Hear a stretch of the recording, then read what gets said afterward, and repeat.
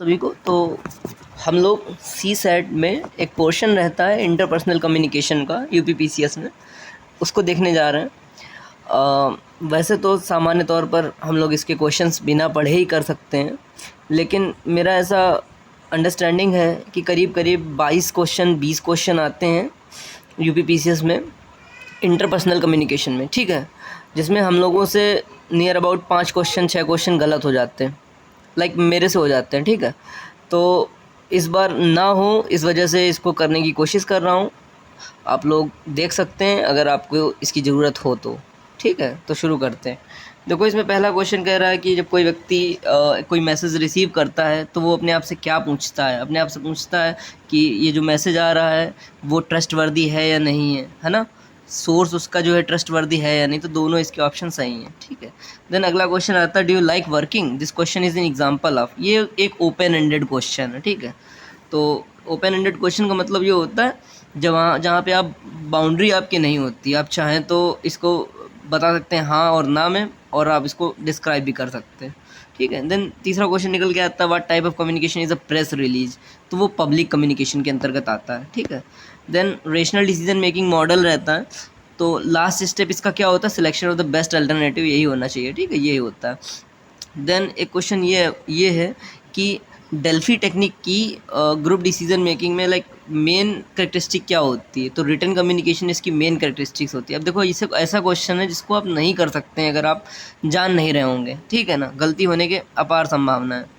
अब इसमें देखो कि not a skill of interpersonal interaction. Administrative power जो होती है वो इंटरपर्सनल इंटरेक्शन के लिए नहीं होती है। तो अपन का काम ये है कि इंटरपर्सनल इंटरेक्शन होता क्या है। देखो, ऐसा इंटरेक्शन जिसमें व्यक्ति की भावनाएं जुड़ी हुई हों, व्यक्ति अटैच करता हो दूसरे व्यक्ति से, ऐसा जो भावनात्मक कम्युनिकेशन होता है ना, वो उसको कहते हैं हम इंटरपर्सनल कम्युनिकेशन, ठीक है। देन उसके बाद देखो, एक पुलिस वाला है, उसके लिए सबसे मेन फंक्शन क्या रहेगा, मेन काम क्या रहेगा अगर साइमल्टेनियसली कई सारी चीज़ें हो रही हों। तो एक व्यक्ति जो कहीं पर आग लगी होगी ना, तो वो उसके लिए सबसे ज़्यादा मेन काम रहेगा, उसको जो है उस मैटर को हैंडल करना, ठीक है। तो इसका आंसर है सी। देन ये बोल रहा है कि which one of the following context refers to the relationship between sender and receiver. जो सेंडर एंड रिसीवर के बीच में संबंध होता है वो सोशल रिलेशनशिप होती है, ठीक है। Then the tendency to have more confidence in judgement. अपने आप पर अति विश्वास जो होता है वो ओवर कॉन्फिडेंस के अंतर्गत आ जाता है, सी हो गया इसका आंसर। देन अब जैसे ये वाला क्वेश्चन है, हो सकता है रिपीट हो जाए, ठीक है। तो मेरा ऑब्जेक्टिव बस यही है कि जो क्वेश्चन अपन गलत कर देते हैं वो गलत ना हो पाए, इस वजह से जो है वीडियो बना रहा हूँ, ठीक है। The process of listening consist of 5 stages, ठीक है। तो ये इसका आंसर सी है। Then not a stage of creative process. Creative process का कौन सा स्टेज नहीं है। तो देखो क्या होता है, जब कोई समस्या होती है ना, तो समस्या का मतलब ही होता है, जब किसी चीज़ पे आप डिसीजन मेकिंग कर रहे होते हैं ना, तो you have already identified the problem, identified the proposition. तो इसका जो बी है वो इसका स्टेज में नहीं आएगा डिसीजन मेकिंग में, क्योंकि वेरिफिकेशन, प्रिपरेशन, एलिमिनेशन का मतलब जब कोई चीज़ हो रही हो तो मध्य में कोई नया फैक्ट निकल कर आ जाता है, ठीक है ना, तो वो होता है एलिमिनेशन, ठीक है। चलिए आगे देखते हैं हम लोग। आगे देखिए कि the tendency to fixate on initial information. Fixate का मतलब होता है एक जगह पे होता ना कि वहीं अटक गए हो, कहा जाता है हिंदी में, ठीक है। एंकरिंग का मतलब बेसिकली ये होता है फिक्सेट करना। तो एंकर आप देखते होंगे पुरानी पिक्चरों में एक लंगर फेंका जाता था, ठीक है, तो वो उसको एंकर कहा जाता है अंग्रेजी में। तो इसका आंसर है सी।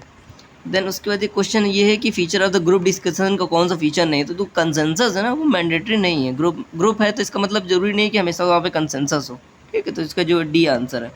ये क्वेश्चन बड़ा अच्छा है। खैर, आईपीसी हम लोग डिस्कस कर रहे हैं तो आईपीसी ही कर लें।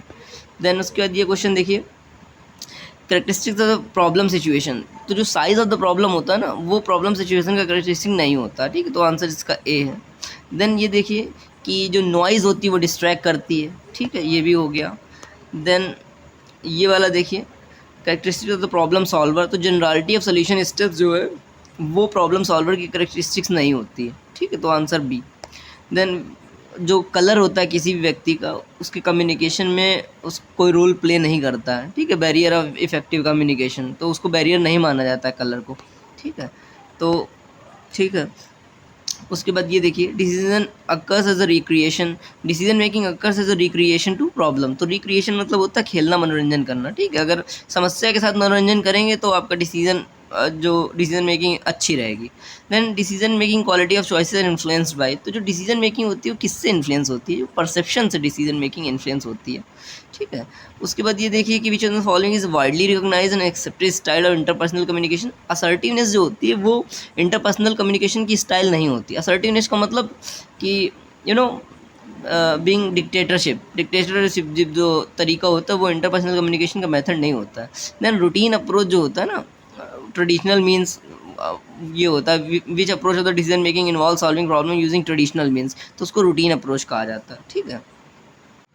अभी हम लोगों ने 2022 वाला पेपर देखा था, अब हम लोग 2021 वाला पेपर देखने जा रहे हैं, ठीक है। तो देखो फीडबैक जो होता है वो किस प्रकार का कम्युनिकेशन है, ठीक है। तो फीडबैक जो है वो इंटरपर्सनल कम्युनिकेशन, ठीक है।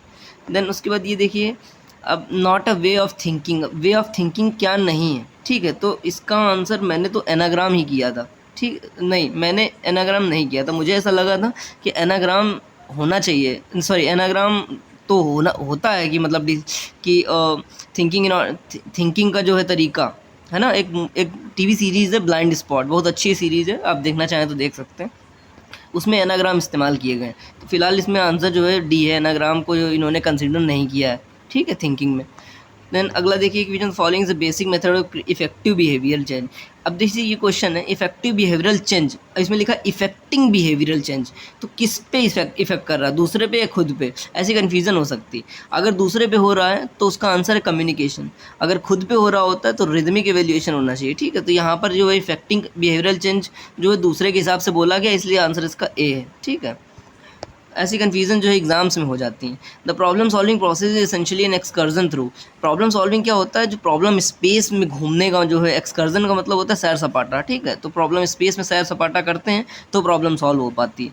अगला देखिए, communication as a mutual transaction model, interacting between people is, तो जो साइमल्टेनियसली इंटरेक्टिव जो प्रोसेस होता है वो उसको कंसिडर किया जाता है म्यूचुअल ट्रांजेक्शन मॉडल में, आंसर इसका डी, ठीक है। देन ये देखिए कि डिवाइड एंड कनकर स्ट्रेटजी जो होती है प्रॉब्लम सॉल्विंग की, वो किस में होती है। अब देखो एनालॉजी में नहीं होती है, एनालॉजी मतलब सदृश्यता, दो चीज़ों में सिमिलरिटी अपन देखते हैं। ट्रायल एंड एरर जो होता है वो भी जो है डिवाइड एंड कनकर नहीं होता है। हाइपोथेसिस टेस्टिंग का मतलब उसमें भी जो है डिवाइड एंड कनकर नहीं होता, तो एलिमिनेट करके हम लोग इसका आंसर सी मार्क कर सकते थे, ठीक है, इसका आंसर भी सी है। देन ये देखिए, if a person attempts to solve a problem on the basis of his past experience, past experience के आधार पर अगर प्रॉब्लम सॉल्व कर रहा है तो इसका मतलब ये है कि वो अपने मेंटल सेट से जो है आंसर निकाल रहा है। सेट समझ रहे हैं ना, जो मैथ्स में इस्तेमाल किया जाता है, कई सारे उसमें वेरिएबल इंक्लूड रहते हैं, ठीक है। तो अब ये देखिए, विच one of the following is not included in the para language. Para language में क्या इंक्लूड नहीं किया जाता है, वर्बल इंटरेक्शन जो होता है वो पैरा लैंग्वेज में इंक्लूड नहीं किया जाता है, ठीक है। अब ये देखिए, इस क्वेश्चन में मैंने मार्क किया हुआ है, communication that saves time and facilitate coordination in organisation is called. अब ऑर्गेनाइजेशन की बात की जा रही है और कोऑर्डिनेशन की बात की जा रही है, ठीक है। तो वहाँ पर करते तो अपन कभी कभी क्या होता है कि या तो अपवार्ड कर देते या तो डाउनवार्ड कर देते, लेकिन इसका आंसर है लेटरल कम्युनिकेशन, ठीक है। एक संगठन में समय बचाने और समन्वय की सुविधा के लिए क्षैतिज संचार या पार्श्विक संप्रेषण की अक्सर आवश्यकता होती है। समान संगठनात्मक स्तर पर कर्मचारियों के बीच क्षैतिज या पार्श्व संचार होता है, ठीक है। तो ये इसका अगर एक लेवल पे है तो लेटरल कम्युनिकेशन होना चाहिए, ठीक है। तो इसका आंसर है सी। थोड़ा सा इसमें कन्फ्यूज़न हो गई थी। अब ये देखिए, communication will be effective. Effective communication का मतलब होता है जो आप बोल रहे हैं सामने वाला वही समझे, उसको इफेक्टिव कम्युनिकेशन कहा जाता है। देन इसका आंसर, इसमें इन्होंने डी माना हुआ है। इफेक्टिव कम्युनिकेशन का मतलब होता है received as intended by the sender, मैं तो इसका सी करके आया था, ठीक है। एक प्रभावी संचार दो तरफा द्विमार्गी संचार होता है जिसमें प्रेषक रिसीवर दोनों शामिल होते हैं। संचार को प्रभावी होने के लिए संदेश का तत्काल प्राप्त किया जाना अति आवश्यक। दूसरे शब्दों में प्रेषक से प्राप्त करते संदेश। अब देखो कुछ क्वेश्चन जो हैं जिनसे मैं जो है पूर्ण रूप से सहमत नहीं हूँ, ठीक है, लेकिन मैं आपको आंसर इसलिए बता दे रहा हूँ क्योंकि बीएड में रहता है इसका कोर्स इंटरपर्सनल कम्युनिकेशन का, तो अपन लोग कोर्स तो किए नहीं हैं, तो डीपली जो है उतनी अंडरस्टैंडिंग नहीं है। फ़िलहाल अपना अप्रोच ये है कि जो PYQ पूछे गए हैं उनके जो है आंसर जान लेना, ये अपना अप्रोच है, और थोड़ा बारा और समझ लेना, ठीक है। तो इसका इन्होंने आंसर डी मार्क किया हुआ है, ठीक है, लेकिन मुझे सी लगता है ऐसा। आगे देखो, sleeping as a on a problem is a form of. Sleeping on a problem का मतलब हो गया कि इंक्यूबेशन, ठीक है। इंक्यूबेशन का मतलब होता है काफ़ी टाइम तक किसी चीज़ को जो है किसी चीज़ में लगे रहना। अब ये वाला क्वेश्चन देखिए, पर्पसफुली अगर आप इन्फॉर्मेशन को मैनिपुलेट करते हैं उसको कहा जाता है फ़िल्टरिंग करना, ठीक है। अब ये है फ़िल्टरिंग, इस इसमें गलती हो सकती है, इस वजह से इसमें मार्क किया हुआ ए है इसका आंसर। कम्युनिकेशन में member of the same group, तो सेम ग्रुप के मेंबर में अगर कम्युनिकेशन हो रहा है यानी कि सेम लेवल पे है, लैटरल कम्युनिकेशन आंसर उसका। With reference to interpersonal communication organisation which of the following statements correct. अब ये वाला अच्छा क्वेश्चन है। Efficient communication is not always effective, सही कह रहा है। इफिशिएंट कम्युनिकेशन जो है ज़रूरी नहीं कि हमेशा वो इफेक्टिव हो, और इफेक्टिव कम्युनिकेशन जो है वो हमेशा इफिशिएंट हो, ये भी नहीं कहा जा सकता। तो इसके आंसर दोनों सही हैं, दोनों ऑप्शन इसके सही हैं। Use of analogy in problem solving means, analogy का मतलब क्या होता है कि application of techniques that were used in the past similar situation. किसी सिचुएशन में आप फंस गए थे, वही सिचुएशन अगर आपको दिख रही है तो आप उसी प्रकार के सोल्यूशंस को अप्रोच करते हैं, ठीक है। तो अब अगला देखिए, the most frequently cited source of interpersonal conflict. Interpersonal conflict का सबसे इंपॉर्टेंट जो मेन सोर्स होता है वो पुअर कम्युनिकेशन होना चाहिए, ठीक है। इसका आंसर बी। देन ये देखिए कि which one of the following model emphasises on the damage of interpersonal communication. अब कौन सा मॉडल ऐसा है जो इंटरपर्सनल कम्युनिकेशन को जो है हाईली एम्फसिस करता है, तो उसका आंसर ट्रांजैक्शनल मॉडल, ठीक है। तो ये चीज़ें जो है क्वेश्चन सॉल्व करके पता चल पाएंगी। ट्रांजैक्शनल मॉडल है इसका आंसर, ठीक है। Which one of the following is not an obstacle in the mindful listening. Listening में कौन सा ऑब्स्टिकल नहीं है, तो डुअल पर्सपेक्टिव इसका ऑब्स्टिकल नहीं है। प्री जजमेंट जाहिर सी बात ऑब्स्टिकल है, मैसेज ओवरलोड जाहिर सी बात ऑब्स्टिकल है, तो ठीक है, इसका आंसर निकल आएगा। In problem solving present information is converted into internal mental reorientation, ठीक है। तो ये वाला भी आसानी से किया जा सकता है। D, what approximate percentage of individuals working hours engage in interpersonal communication. अब जैसे ये क्वेश्चन जो है ये फैक्चुअल क्वेश्चन है, ठीक है, तो इसका आंसर है ए, ठीक है। तो ऐसे क्वेश्चन अपन को पता चल जाएंगे अगर अपन PYQ कर लेंगे। कंट्रोवर्सी ऑलवेज इन्वॉल्व, अब कंट्रोवर्सी में क्या होता है, डिसएग्रीमेंट जरूर होता है, ठीक है। अब अपन जब नहीं मान लो पढ़े रहेंगे तो अपन की थिंकिंग कैसी रहेगी कि कंट्रोवर्सी का मतलब, वैसे तो डिसएग्रीमेंट सभ्य भाषा में कहा जाएगा तो डिसएग्रीमेंट ही आंसर है, पर अपन ना सोचते हैं जब एग्ज़ाम में तो अपन वो वाली चीज़ें भी कंसीडर कर लेते हैं, जैसे कि एंगर, रिवेंज, पैसन, इन सब चीज़ों को भी कंसीडर करते हैं, ठीक है। तो वहाँ डिसीजन मेकिंग अलग होती है, तो इसलिए अपन जो है तैयारी करते हैं, ठीक है। इसका answer disagreement. In order to satisfy psychological needs of competence, relatedness and autonomy, effective repertoire of the which skills are necessary। तो ये वाली जो नीड्स हैं अपनी कि अपन कंपिटेंट भी रहें, रिलेटेडनेस एंड ऑटोनॉमी, तो ये इंटरपर्सनल स्किल्स से जो है अपन इनकी भरपाई कर सकते हैं, ठीक है। देन ये देखिए डिसीजन मेकिंग, अब जैसे पिछले वाला आप लोगों ने डिस्कस किया था कि जो पुलिस वाला रहेगा वो किस केस को हैंडल करेगा, ठीक है, तो बर्निंग वाले केस को हैंडल करेगा वो। After watching A football match between two parallel teams, person insist that before and knew that the personal team, बोलते रहेगा अपन को पता था कि वही टीम जीतेगी, तो ये क्या चीज़ होती है, इसको कहा जाता है हिंड साइड बायस, ठीक है। आंसर इसका डी है। Then in the context of decision making personal probabilities is commonly refer to as, personal probabilities मतलब क्या होता है, सब्जेक्टिव प्रोबेबिलिटीज होती हैं वो, ठीक है। Then reference human rationality is limited, obviously limited है। Any individual can improve the decision making through practice, ये भी सही है, तो इसका आंसर दोनों होना चाहिए, यानी कि सी, ठीक है। Creative problem solving associated with, creative problem solving का मतलब डाइवर्जेंट थिंकिंग, डाइवर्जेंट मतलब एक पॉइंट से जब चीज़ें अलग अलग दिशाओं की ओर जाती हैं उसको अपन बोलते हैं डाइवर्जेंट, ठीक है। कन्वर्जेंट लाइन, डाइवर्जेंट लाइन्स, तो इसका आंसर है डी। ये तीसरा पेपर हम लोग डिस्कस करने जा रहे हैं सी साइड में, इंटरपर्सनल कम्युनिकेशन। देखो हम लोगों ने आज एनालिसिस करी अपने ग्रुप पे, UPSC CSE 021 टेलीग्राम ग्रुप पे, तो वहाँ पे हम लोगों ने देखा कि हम लोगों को 34 क्वेश्चन करेक्ट करने हैं, ठीक है ना। 100 क्वेश्चन है, 100 में 34 सही हो जाएंगे तो सी सेट क्लियर हो जाएगा आसानी से, ठीक है। ये इसलिए मतलब इसको मैंने इसलिए कवर कर रहा हूँ क्योंकि इंटरपर्सनल कम्युनिकेशन आसान होता है, लेकिन हम लोग पढ़े नहीं होते हैं, इस वजह से 5-6 क्वेश्चन तो हम लोग गलत कर देते हैं उसमें, जो कि मैं चाह रहा हूँ कि इस बार मिनिमाइज़ हो जाए, है ना। नियर अबाउट 22 से 25 क्वेश्चन आते हैं इंटरपर्सनल कम्युनिकेशन से, अगर ये कर लें और हिंदी कर लें तो इन्हीं दोनों से पास हो सकते हैं, ठीक है। तो हम लोग शुरू करते हैं।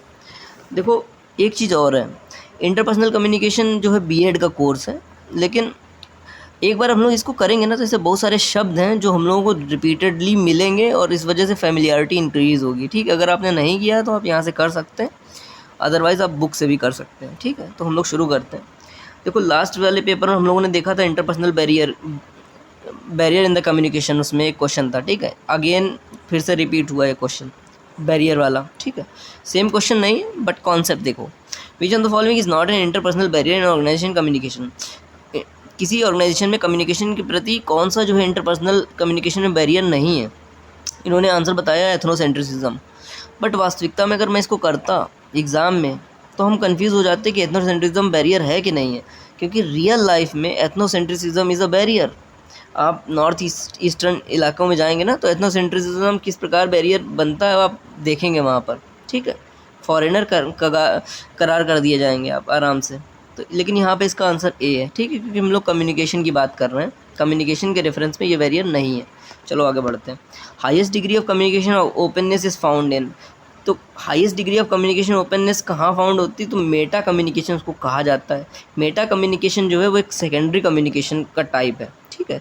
विच one of the following behaviour is most appropriate for diffusing verbal abuse. अब इसमें कहना ये चाह रहे हैं कि अगर लड़ाई हो रही होगी तो हम किस तरीके का जो है रास्ता अपनाएंगे कि लड़ाई जो है वो डिफ्यूज़ हो जाए, वो ख़त्म हो जाए, ठीक है। तो इसमें इसका मतलब इन्होंने बताया है refuse to accept harmful language. जैसा कि विवेकानंद जी ने बताया हुआ है कि अगर आप गालियाँ एक्सेप्ट नहीं करेंगे तो आपको कोई गाली नहीं लगेगी, ये वो वाला कॉन्सेप्ट है, ठीक है। तो इसका आंसर है refuse to accept harmful language, ठीक है।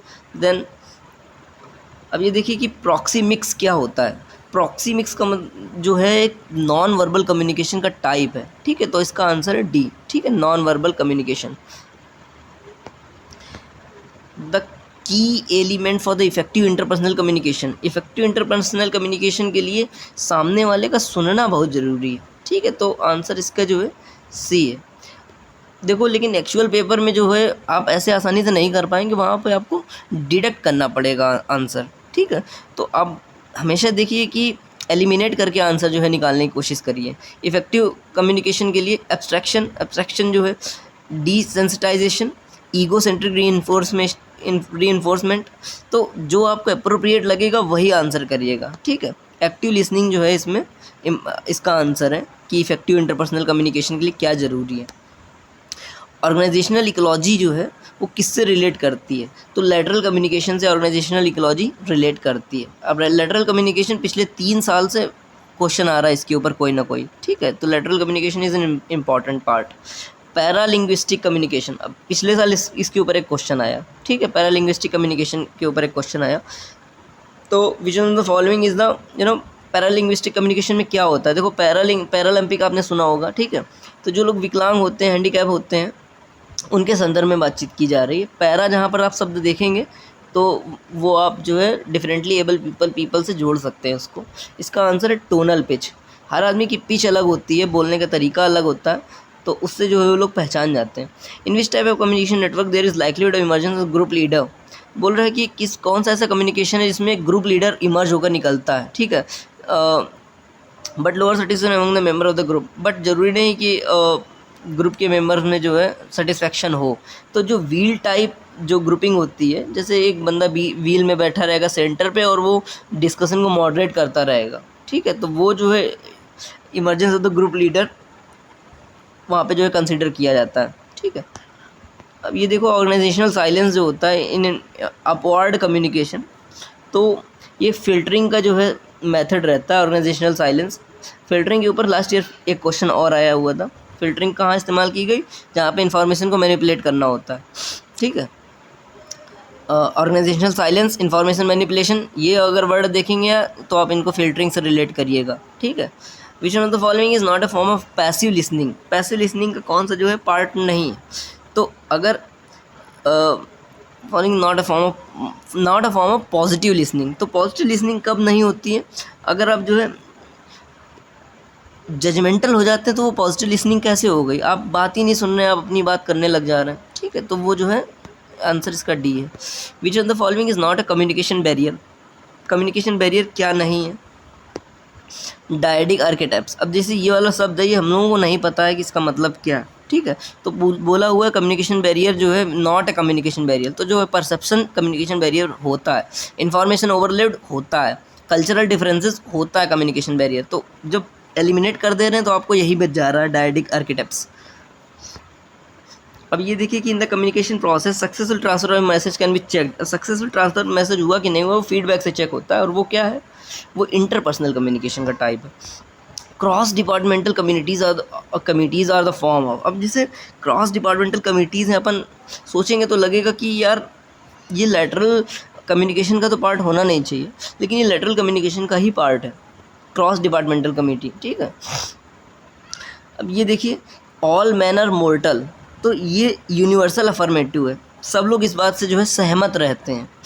No man are perfect, no man are perfect universal negative है कि हाँ ठीक है, ये ऐसा हर जगह ये पाया जाता है कि कोई व्यक्ति जो है वो परफेक्ट नहीं है, ठीक है। तो some students are intelligent, particular affirmative इसको जो है कहा गया। Some farmers are not rich, particular negative. तो इसमें से अगर आप जब कभी भी इस टाइप के क्वेश्चन आते हैं, एक या दो कर लेंगे ना तो उसमें से आंसर निकल आता है, ठीक है। तो उसका आंसर हम लोगों ने देख लिया हुआ है कि जो मोर्टल वाली बात हो गई कि सभी जो जीवन जो है नश्वर है, ख़त्म हो जाता है, सभी मनुष्य मरणशील है, तो ये सर्वव्यापी सकारात्मक है। सकारात्मक मतलब सब लोग इससे सहमत हैं। अब ये देखो कि the process of judging some problem situation on the basis of similarity with the encountered earlier, हम लोगों ने इससे पहले जो वाला क्वेश्चन एक पढ़ा था जिसमें सिमिलैरिटी की बात की गई थी, तो उसमें जो था वैसे जो होता है, समझने के लिए बता रहा हूँ कि एनालॉगस जो होता है ना बिहेवियर, वो ये होता है, एनालॉगस प्रॉब्लम ये होती है कि आपने कोई प्रॉब्लम ऐसी फेस की होगी पहले, ठीक है, तो एनालॉजी वहाँ से ली जाती है। लेकिन यहाँ पर तो कोई एनालॉजी जैसा ऑप्शन ही नहीं है, तो आप यहाँ पे कैसे आंसर निकालेंगे, रिप्रेजेंटेटिवनेस से निकालेंगे, ठीक है। रिप्रेजेंट किसी चीज़ को रिप्रेजेंट कर रही है अगर वो सेम चीज़, तो इस तरीके से आप इसका आंसर निकाल सकते हैं इस वाले में, लेकिन इसमें कन्फ्यूज़न भी हो सकती है, ठीक है। लेकिन इसका आंसर जो है ह्यूरिस्टिक ऑफ रिप्रेजेंटेटिवनेस है इसका आंसर। अब जो ह्यूरिस्टिक होता है उसका मतलब क्या होता है? ह्यूरिस्टिक का मतलब हो जाता है कि एक मतलब जब आप किसी सिचुएशन में होते हैं ना, तो आप क्या करना पसंद करेंगे, वो उसको ह्यूरिस्टिक कहा जाता है। जैसे फॉर एग्जांपल आप जो है जैसे जैसे देखो, हम लोग ऑटोमेटिकली साइंस ले लेते हैं ना क्लास 11th 10th के बाद, ठीक है, तो ये हमारा ह्यूरिस्टिक है, इसको ह्यूरिस्टिक की कैटेगरी में रखा जाता है। हम लोग किसी समस्या का जो समाधान है वो हम सबसे मेंटली दिमाग में जो हमारे जो आसान वाला सल्यूशन आ जाता है ना, ह्यूरिस्टिक उसको कहा जाता है। अगर आप वहाँ पर तर्क करने लग जाएंगे कि हमको साइंस लेना चाहिए या नहीं लेना चाहिए, मुझे सीए बनना है कि क्या बनना है, देखो नॉर्मली अगर आप पढ़ाई में अच्छे हैं तो ऑटोमेटिकली आप जो है साइंस ले लेंगे, ठीक है ना, बीटेक कर लेंगे जा करके, ठीक है। तो बहुत कम लोग ऐसे होते हैं जो जानबूझ के कॉमर्स लें, even though they are good. अगर वो पसंद करते हैं तो अलग बात, लेकिन पसंद अगर वाला कोई पॉइंट ना रहे, तो अगर नेचुरली उनके दिमाग में जो सल्यूशन आता है ना कि अब 10th के बाद क्या, उसका आंसर आता है साइंस। तो ये जो आंसर होते हैं ना वो ह्यूरिस्टिक आंसर होते हैं, ठीक है। Which one of the following sometimes hinders the problem solving, तो प्रॉब्लम सॉल्विंग को कौन हिंडर करता है, मेंटल साइड हिंडर करता है, ठीक है। Which of the following decision making style takes longer time, अब लॉन्गर टाइम किस में लगता है, जब आप एनालिटिकली किसी चीज़ को जो है एनालाइज करते हैं, ठीक है। Then the proportion of the various sectors in pie chart, तो प्रोपोर्शन जो होते हैं हम लोग कैसे निकालते हैं, एंगल से निकालते हैं, ठीक है। एंगल जो है कैलकुलेट करते हैं कि कितना एंगल पे कौन सी चीज़ हम लोग रख रहे हैं। विच ऑन द फॉलोइंग, अब जो फ्रेमिंग इफेक्ट होता है, फ्रेमिंग इफेक्ट का मतलब बेसिकली ये हो जाता है कि the way in which options are presented influence the selection of the options, ठीक है। तो ये चीज़ जो है इसको फ्रेमिंग इफेक्ट कहा गया। The tendency of the member in a highly cohesive group, अब कोई एक ग्रुप रहेगा तो उसमें क्या रहेगा कि अगर वो हाईली कोहेसिव ग्रुप है, कोहेसिव का मतलब क्या होता है कि उनके बीच में जुड़ाव ज़्यादा है, उनके बीच में they are the same level of understanding, तो वो तर्क वितर्क नहीं करेंगे, एक दूसरे से सहमत हो जाएंगे। अगर किसी ने कोई लॉजिकल बात कह दी तो दूसरा बोलेगा हाँ भाई बात सही है, ऐसा पूरा ग्रुप बोलने लगेगा, तो इसको ग्रुप थिंकिंग कहा जाता है। The decision making style that overly concern with keeping everyone happy, सबको खुश रखना है तो कौन सी स्टाइल होती है, वो बिहेवियरल स्टाइल होती है, ठीक है। Then which of the following is not a rule for the estimating likelihood the outcomes of any decision, किसी डिसीजन का जो है आउटकम अपन को जो है असेस करना होगा तो कौन सा रूल नहीं है, इसका आंसर दिया हुआ है असेसिंग यूटिलिटी, पर एक्चुअल पेपर में होते हैं ना तो इसमें कन्फ्यूज़न हो जाती है ना। असेसिंग यूटिलिटी तो हम लोग भाई देखते हैं किसी चीज़ का आउटकम अगर निकालते हैं तो यूटिलिटी अपन जो एनालाइज करते हैं, लेकिन यहाँ पर जो है ये जो लाइकलीहुड वाला कॉन्सेप्ट है ना वो मैथ से लिया गया है और इसमें प्रोबेबिलिटी जुड़ी हुई है, तो असेसिंग यूटिलिटी इसमें जो है नहीं है इसका आंसर, ठीक है। इनको अगर मैथ्स के टर्म्स में देखोगे ना तब आंसर इसका आप ए निकाल पाओगे। in a valid standard form of categorical syllogism, if predicate term is distributed in the conclusion, then it must be distributed in major premises. तो देखो इसमें बस मैं आपको एक चीज़ बता सकता हूँ, वो ये है कि कैटेगोरिकल सिलोजिज्म क्या होता है। इसमें ये होता है कि दो प्रीमाइजेस दिए होते हैं और उसका एक कंक्लूजन दिया होता है। ऐसे जो स्टेटमेंट्स होते हैं उनको कैटेगोरिकल सिलोजिज्म कहा जाता है, ठीक है। इन्होंने ये कहा है कि predicate term is distributed in the conclusion, then it must be distributed in major premise, ठीक है। Probability is an attribute of, तो प्रोबेबिलिटी क्या है, किसका एट्रीब्यूट है, तो ये एक इंडक्टिव आर्गूमेंट का एट्रीब्यूट है, ठीक है। Which on the following decision makers are trained to good at discovering creative solution. अब क्रिएटिव सोल्यूशंस कौन लोग ढूंढ पाते हैं, जिनके अंदर कंसेप्चुअल क्लैरिटी होती है। मैं एग्जांपल देता हूँ एक छोटा सा। कंसेप्चुअल क्लैरिटी का मतलब जैसे हम लोगों ना थ्योरम्स प्रूव करवाते हैं क्लास 9th और 10th में, इवन बीटेक में भी, ठीक है। तो उसमें ये होता है कि अगर आप थ्योरम प्रूव कर लेते हैं ना, तो उससे ये फ़ायदा मिलता है कि फाइनल जो सोल्यूशन निकल कर आता है ना, वो एक फार्मूले के रूप में निकल के आता है मोस्ट ऑफ द टाइम, ठीक है। लेकिन आप बीच में कहीं से एक एक्सप्रेशन निकाल लेंगे, उससे भी सोल्यूशन निकल आता है। तो बेसिकली पॉइंट ये है कि अगर आपका कंसेप्ट क्लियर रहता है ना, कहाँ से कैसा प्रोसेस हो रहा, तो आप ना मतलब सोल्यूशन ढूंढ लेंगे, क्रिएटिवली ढूंढ लेंगे कि ठीक है ये वेरिएबल अपन को दिख रहे हैं, तो वहाँ से आप जो है देख करके कंपेयर करके निकाल लेंगे। तो बेसिकली इसका आंसर है conceptual style decision making. The principal use of definition is to eliminate. अब डेफिनीशन का मतलब होता है क्लैरिटी से, ठीक है। अगर एम्बिग्यूटी को हटाना है तो आप डिफाइन कर दीजिए किसी चीज़ को। Any valid standard form of categorical syllogism with a particular conclusion and two universal premises will commit the fallacy of. अब किस प्रकार की फैलेसी कमिट करेगी, वो एग्जिस्टेंशियल फैलेसी कमिट करेगी। अब ये न्यू कॉन्सेप्ट हम लोगों के लिए बेसिकली कहना ही चाह रहा है कि अगर ऐसा दिया जाए कि दो प्रीमाइज दिए जाएँ, उसका एक कंक्लूजन निकाल के बताया जाए, है ना, जिसमें यूनिवर्सल प्रीमाइज हो, तो एग्जिस्टेंशियल फैलेसी का मतलब ऐसी चीज़ हो गई कि कोई चीज़ एग्जिस्ट ही नहीं करती। फॉर एग्जांपल मैंने इसका गूगल किया तो पता चला कि जैसे कोई बोल दे कि जो यूनिकॉर्न होते हैं, सब यूनिकॉर्न के एक हेड नहीं होता है, ज़रूरी नहीं कि सभी यूनिकॉर्न्स का एक हॉर्न हो। अब चूंकि यूनिकॉर्न होते ही नहीं है, तो आप जो है ना उसको कंट्राडिक्ट ही नहीं कर पाएंगे, ठीक है ना। तो वो एग्जिस्ट नहीं कर रही होती चीज़, कोई चीज़, और उसके हिसाब से आप जो है स्टेटमेंट्स बना लेते हैं और कंक्लूजन निकाल लेते हैं। तो अगर ऐसा कुछ होता है तो एग्जिस्टेंशियल फैलेसी उसको जो है कंसिडर किया जाता है। Smita reckon 16th from the top and the 29th from the bottom.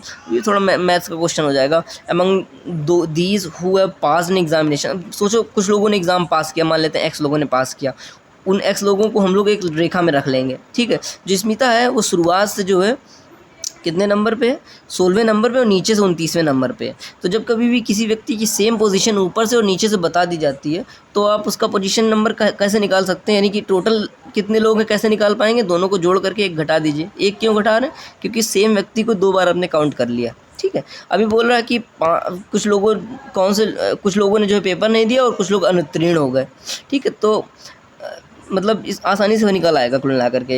देखो 44 यहाँ से आ जाएगा कि इस लाइन में 44 लोग हैं। ये लाइन किसकी है, ये लाइन है उन लोगों की जो पास हुए हैं, इनमें वो जोड़ दो जो फेल हुए हैं, उसके बाद वो जोड़ दो जिन्होंने एग्ज़ाम नहीं दिया है, तो आंसर इसका 55 आ जाएगा, ठीक है।